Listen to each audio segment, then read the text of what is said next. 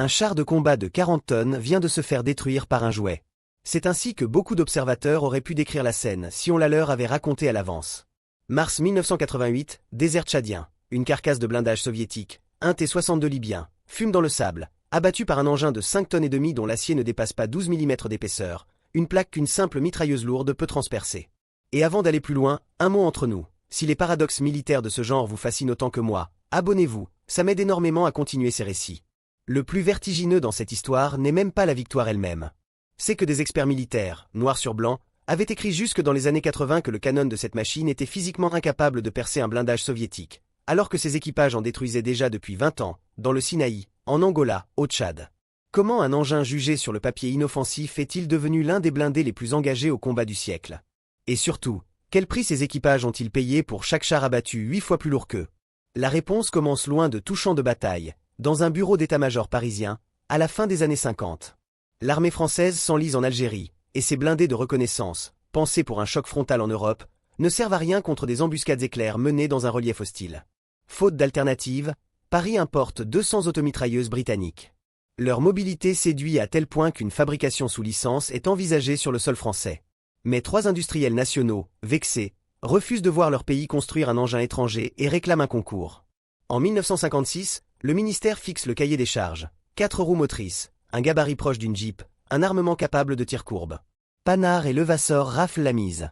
Premier prototype en 1959, chaîne de montage lancée dès l'année suivante dans une usine du 13e arrondissement parisien. Et fin 1961, un régiment stationné en Algérie reçoit ses premiers exemplaires. 100 km à l'heure sur route, 600 km d'autonomie, un mortier de 60 mm et 2 mitrailleuses. Voilà une machine taillée pour la contre-guérilla. Mais l'histoire va la rattraper brutalement, et pas de la façon qu'on imagine. En 1962, l'Algérie devient indépendante, et avec elle disparaît la mission qui justifiait cet engin. Les commandes françaises s'effondrent. Le programme aurait pu mourir là. Sauf qu'à ce moment précis, une toute autre menace obsède les stratèges. Des troupes aéroportées soviétiques capables de larguer leurs propres canons automoteurs derrière les lignes françaises. Il faut un canon puissant sur un châssis léger. L'Afrique du Sud, déjà cliente, réclame elle aussi davantage de puissance de feu. Le cahier des charges qui en résulte semble absurde. Monter un canon de 90 mm, calibre réservé à des chars de 30 tonnes, sur un véhicule de 5. Les ingénieurs y parviennent grâce à un canon à basse pression, capable de propulser un obus à charge creuse à 760 mètres par seconde, perçant 320 mm de blindage homogène. Sur le papier, plus aucun char de l'époque ne résiste. On qualifie l'exploit d'ingénierie. Mais chaque prouesse cache un compromis, et celui-ci en cache plusieurs, tous redoutables. Le véhicule n'embarque que 20 obus. Sa transmission ne supporte pas le recul du canon en mouvement, ce qui interdit tout tir en roulant. Sa direction, sans assistance, épuise le conducteur. Et la faible vitesse initiale du projectile rend le tir imprécis au-delà de courtes distances, condamnant chaque équipage à s'approcher de sa cible pour espérer la détruire. Une machine ambivalente, redoutable de près, vulnérable partout ailleurs. Et pourtant, dès 1960, avant même que l'armée française ne touche ses propres exemplaires, un premier client étranger commande 29 véhicules armés de ce canon de 90. 7 ans plus tard, ce sont précisément ces équipages qui vont livrer, sans le savoir, le premier vrai test de la machine face à des chars ennemis. Juin 1967. Les blindés israéliens chargés de percer vers les hauteurs de Judée s'enlisent sur les pentes rocheuses et doivent rebrousser chemin. Ce sont les automitrailleuses françaises de la brigade Harel qui prennent alors la tête de l'avance, contournant sans effort les barrages anti-chars bloquant les grands axes. Elles participent à la déroute d'une contre-attaque jordanienne menée par des chars Patton de 45 tonnes, puis à la prise de Ramallah. La leçon tactique est brutale. Là où les chars s'arrêtent, une automitrailleuse rapide continue d'avancer. Dans le Sinaï, un peloton israélien affronte à plusieurs reprises des chars égyptiens T-54, en détruit plusieurs.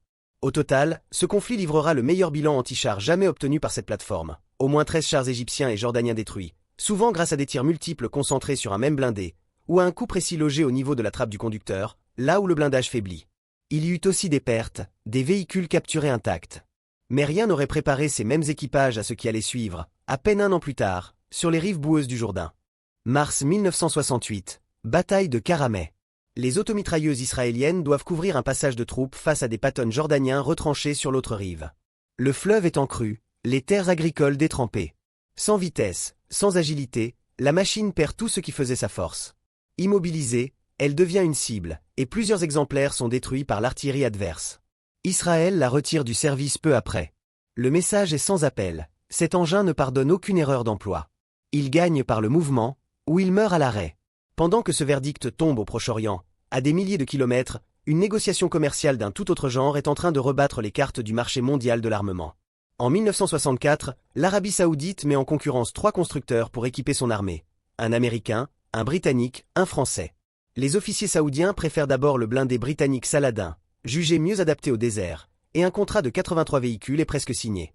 Mais au dernier moment, le prince sultan Ben Abdelaziz annule tout et se tourne vers Paris.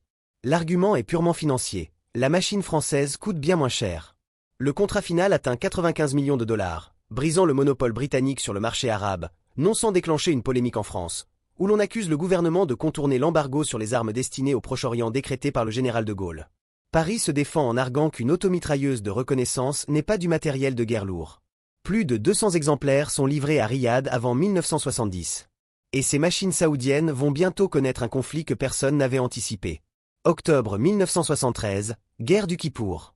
Des avions cargo iraniens transportent la 20e brigade blindée saoudienne, avec ses automitrailleuses, jusqu'en Syrie. D'abord chargés de garder une route, les équipages saoudiens glissent peu à peu vers le front, accrochent des blindés israéliens, s'intègrent à une brigade jordanienne pour une offensive conjointe stoppée net par des tirs israéliens précis. Les versions divergent sur le bilan. Israël affirme avoir détruit la quasi-totalité des véhicules saoudiens, Riyad ne reconnaît que 4 pertes et revendique 10 chars israéliens touchés. Une automitrailleuse capturée est exhibée devant la presse internationale comme preuve de l'engagement militaire saoudien en Syrie. Mais au moment même où ce duel se joue au Proche-Orient, une version de la même machine, construite sous licence à l'autre bout du continent africain, s'apprête à vivre l'un des combats les plus violents de toute son histoire, face à des colonnes entières de blindés soviétiques. Décembre 1975, rivière Nia, Angola. Des équipes cubaines tiennent l'unique route goudronnée vers Kibala, missiles filoguidés sagués braqués sur le centre d'un pont dynamité puis réparés sous le feu. Toute la zone alentour est couverte par l'artillerie lourde et les lance-roquettes multiples. C'est pourtant une colonne de 12 automitrailleuses Elan, la version sud-africaine du modèle français, qui force ce passage. Les conducteurs déportent leurs véhicules loin de l'axe central, désorientant les tireurs de missiles réglés sur le milieu du pont, puis écrasent les positions de mortier restantes à coups d'obus explosifs. Un camion transportant une vingtaine de conseillers cubains, confondu avec un véhicule allié, encaisse un obus de 90 à bout portant. Bilan de cet affrontement, environ 200 morts cubains contre 4 soldats sud-africains tués. L'Afrique du Sud finira par produire 1600 élans, faisant de cette branche la plus nombreuse de toute la famille. Mais cette victoire cache une infériorité assumée. Face aux chars adverses, les équipages sud-africains restaient systématiquement surclassés en portée, condamnés à l'embuscade et à l'approche sous le feu. Un déséquilibre qui va pourtant devenir, sur un tout autre théâtre, une véritable doctrine de guerre. Au Tchad, la Légion étrangère fait de cet engin le cœur de sa force d'intervention rapide, avec une tactique que personne d'autre au monde ne pratiquait. Des avions de transport se posent directement sur l'aérodrome visé, déchargent les véhicules sur l'objectif pendant que l'infanterie saute en parachute tout autour. Ces automitrailleuses repoussent une colonne mécanisée rebelle, puis, près d'Ouadidoum, une offensive majeure appuyée par une cinquantaine de chars libyens T-55. Sur 2 ans de combat, la Légion ne perd que 3 véhicules. Mais l'écart de puissance de feu impose ses limites. Chaque victoire exige de déborder l'ennemi par le flanc ou par l'arrière, jamais de front. Et la menace blindée libyenne devient si sérieuse au milieu des années 80 que Paris doit envoyer en renfort des blindés plus lourds. C'est dans ce climat, en 1987, que les forces tchadiennes elles-mêmes vont livrer la démonstration ultime. Pendant ce qu'on appellera la guerre des Toyota, les Tchadiens combinent leurs automitrailleuses avec des équipes de missiles Milan postées sur les hauteurs stratégiques. Toute leur tactique repose sur la vitesse. Percer les colonnes libyennes avant que les chars, plus lents, ne puissent réagir. Les embuscades se déclenchent à moins de 300 mètres. La distance ou le canon de 90 ne pardonne rien. Et c'est ainsi qu'en mars 1988, un équipage tchadien abat ce fameux T-62 libyen, le blindé le plus lourd jamais inscrit au tableau de chasse de la machine. La scène qui ouvrait ce récit trouve enfin son explication. Un châssis parisien de 5 tonnes et demie venait de vaincre un char pensé pour affronter l'OTAN en Europe centrale. Mais toutes ces victoires, angolaises, tchadiennes, israéliennes, partagent un point commun, l'espace ouvert, le désert, la savane, où la vitesse reste toujours possible. Or au même moment, sur un tout autre terrain, d'autres équipages allaient découvrir ce qui se passe quand cet avantage disparaît complètement. Beyrouth, printemps 1976. Les restes de l'armée libanaise ne disposent plus que de 3 automitrailleuses et de 9 blindés américains vieux de 30 ans pour contenir des assauts répétés dans un dédale de rues étroites et de gravats. Le pays avait pourtant reçu plus de 70 exemplaires du modèle au canon de 90, mais la désintégration de l'armée a dispersé ce parc entre déserteurs et milices. Les équipages survivants combattent sans commandant qualifié, guidés par des observateurs inexpérimentés. Et c'est dans ce chaos que la machine livre une démonstration inattendue. Les roquettes adverses ne trouvent aucune trajectoire dégagée dans les décombres, tandis que les obus explosifs de 90 mm démolissent les immeubles fortifiés un par un. 3 ans plus tard, Un laboratoire de recherche militaire américain conclura que ce véhicule s'est révélé redoutablement efficace en milieu urbain, précisément grâce à sa simplicité mécanique et à l'absence de chenilles. Les miliciens en modifient les pneumatiques, y soudent des plaques d'acier supplémentaires. Puis, en 1978, la même machine change de camp moral. Des automitrailleuses arrivent au sud du Liban sous le drapeau des Nations Unies, confiées à des soldats irlandais. En août 1980, des miliciens attaquent un poste de contrôle irlandais, capturent des soldats, déploient des semi-chenillés armés de mitrailleuses lourdes contre les convois onusiens. Quelques jours plus tard, les automitrailleuses irlandaises contre-attaquent, détruisent un semi-chenillé d'un coup direct, en immobilisent un autre, et tiennent tête à des chars miliciens modernisés jusqu'à leur retrait. Un commandant de bord irlandais recevra pour cette action la plus haute distinction militaire de son pays. Mais à l'autre bout du monde, la même année, l'engin connaît l'humiliation strictement inverse. Dans l'archipel des Malouines, l'Argentine déploie une douzaine de ses véhicules près de Port Stanley. Les sols détrempés qui avaient déjà condamné les équipages sur le Jourdain condamnent désormais les Argentins. Confinés aux routes, certains finissent par combattre à pied comme de simples fantassins, et les automitrailleuses tombent intactes aux mains des Britanniques sans avoir tiré un coup de feu. Restait un dernier grand théâtre, et sans doute le plus impitoyable de tous. L'Irak avait accumulé l'un des plus grands parcs au monde de cette machine, payé en partie par des concessions pétrolières. En septembre 1980, près de la frontière iranienne, des hélicoptères de combat détruisent plusieurs de ces véhicules sans couverture aérienne. Pour la première fois de son histoire, le danger ne vient plus du sol, mais du ciel, et aucune vitesse au monde ne permet d'échapper à un hélicoptère. 11 ans plus tard, lors de la guerre du Golfe, des équipages irakiens commettent l'erreur inverse de 30 ans de doctrine. Ils immobilisent leurs véhicules sur des positions statiques face aux marines américains, et se font détruire par l'artillerie sans même manœuvrer. Des hélicoptères d'observation armés de missiles achèvent les survivants à des distances où ils ne peuvent même pas riposter, avant que les chars Abrams ne terminent le travail. L'Irak perd la moitié de son parc dans ce conflit. Une poignée de véhicules survivra pourtant encore 12 ans, jusqu'à l'invasion de 2003, où d'anciennes automitrailleuses irakiennes affrontent encore des blindés américains, plus de 40 ans après la sortie du premier exemplaire de série.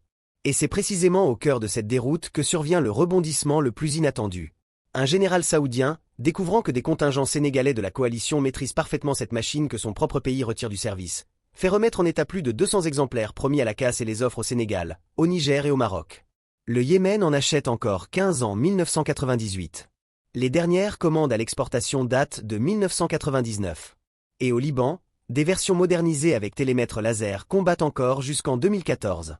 Aujourd'hui, du Maroc au Kenya, du Tchad au Salvador, des dizaines d'armées font toujours rouler des automitrailleuses sorties des chaînes parisiennes il y a plus d'un demi-siècle. 4812 exemplaires construits. 54 États utilisateurs.